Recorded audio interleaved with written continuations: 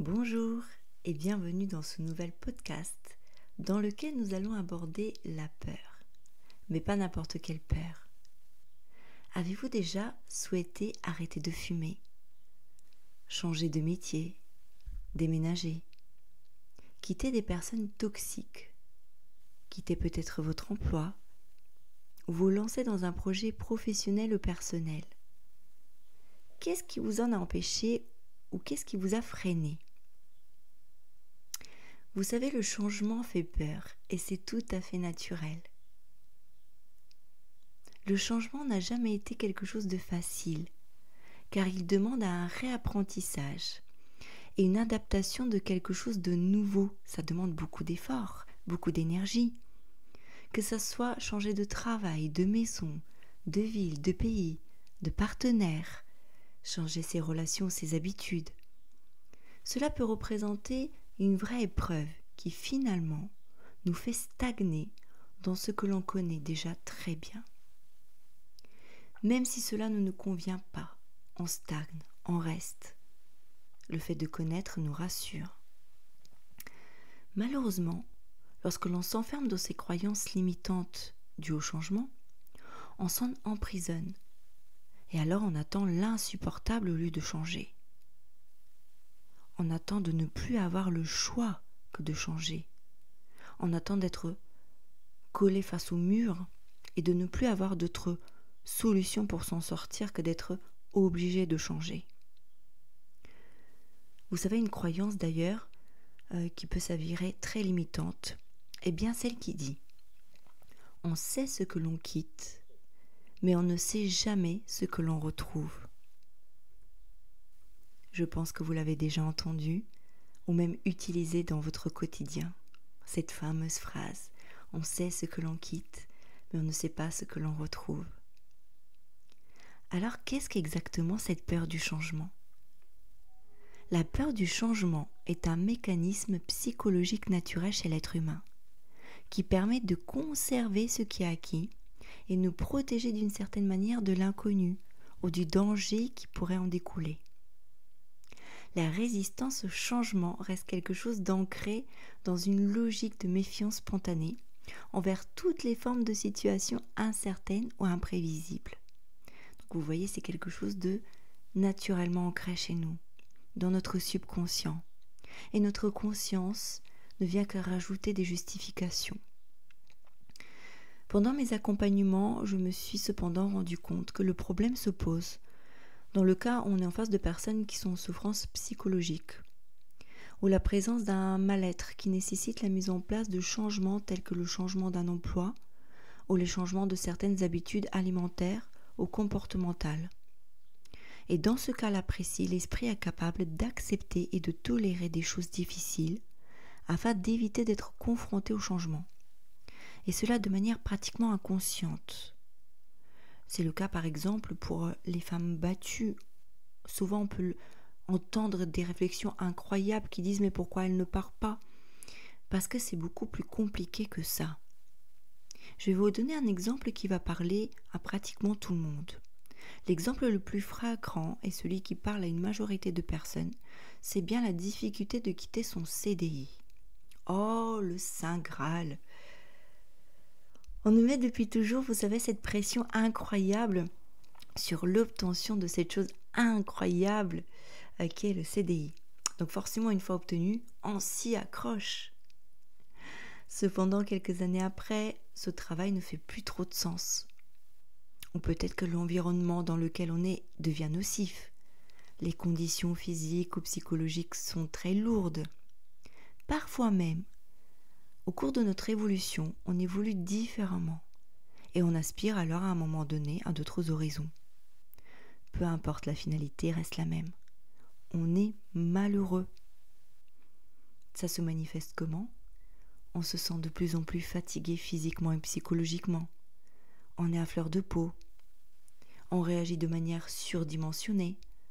On devient très sensible au bruit, à la lumière. Vous avez reconnu les symptômes de la dépression ?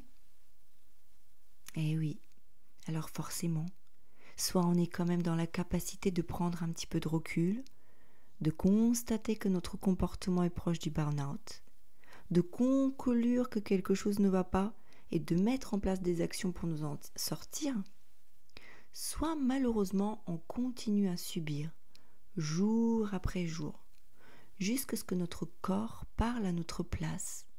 Et c'est là que le plus souvent se met en place le maladie. Eh oui, la maladie. Le mal-a-dit. Et là, vous me direz, oh mais c'est quand même évident, on ne va pas attendre de se rendre malade pour mettre en place des changements. Détrompez-vous.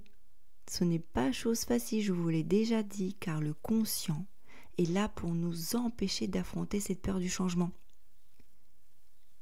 Et l'inconscient, le subconscient, a ancré ses limites pour nous protéger.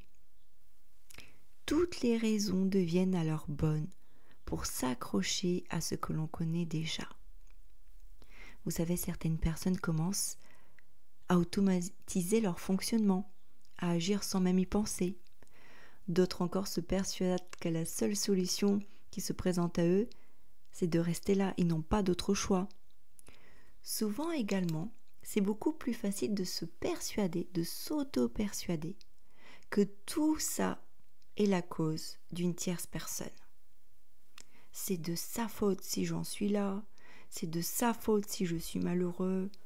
On remet tout le poids, toute la charge de la responsabilité des choix qu'on a faits sur le dos d'une tierce personne. C'est incroyable. Un jour même, une patiente m'a parlé de fatalité, de destin et de karma. Vous voyez bien que dans ce cas précis, toutes ces croyances peuvent devenir limitantes et faire obstacle à un changement qui soit positif ou évolutif. C'est là qu'on a besoin d'un accompagnement. Un accompagnement qui nous permettra de trouver les réponses en nous et faire ressortir toutes nos compétences et nos capacités afin de reconstruire notre projection dans l'avenir, notre perception de l'avenir. En me basant sur ma propre expérience et au fil des échanges avec mes patientes, j'ai remarqué l'omniprésence de certaines croyances limitantes qui reviennent régulièrement. La peur de tout perdre.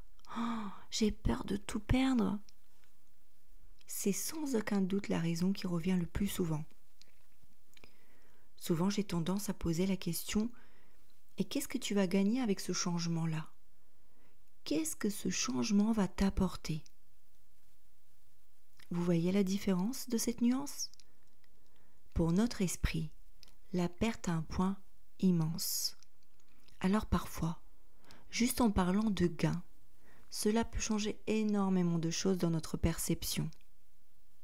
N'oublions jamais que la vie est une belle succession de choix et qu'en effet le risque zéro n'existe pas vraiment. Cependant, tant que l'on n'a pas essayé, on est dans l'incapacité de savoir ce qui nous attend. Donc pour en revenir à l'exemple du fameux CDI, d'accord, tu vas le perdre, mais ne seras-tu pas dans la capacité d'en trouver un autre ? Ne seras-tu pas dans la capacité de retrouver un autre emploi, même si ce n'est pas un CDI ?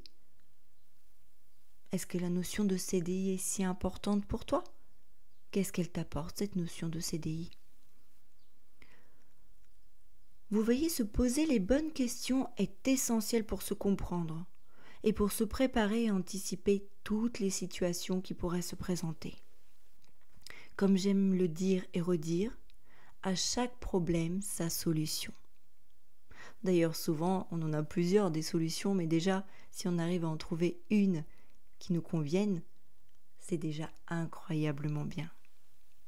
Et lorsque j'ai en face de moi quelqu'un de décidé, de déterminé, peu importe les problèmes ou les problématiques que je lui exposerai, lui me démontrera les solutions.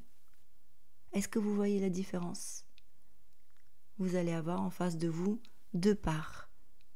Une part qui va se trouver des excuses pour ne pas passer à l'acte et l'autre qui trouvera des solutions à ces excuses. Et lorsque vraiment on est décidé, c'est cette partie-là qui prend le dessus, celle qui trouve des solutions. Une deuxième croyance limitante revient souvent également, et c'est la peur de se tromper. La peur de l'échec. Elle est assez courante car aujourd'hui on a tendance, et à tort, à se définir par nos réussites et nos échecs. Ce n'est pas la réussite sociale d'une personne qui définit qui elle est. Une belle personne, une belle âme, n'est pas forcément en haut de l'échelle sociale et vice-versa d'ailleurs. On ne parle pas d'échec, mais d'apprentissage et d'expérience de vie.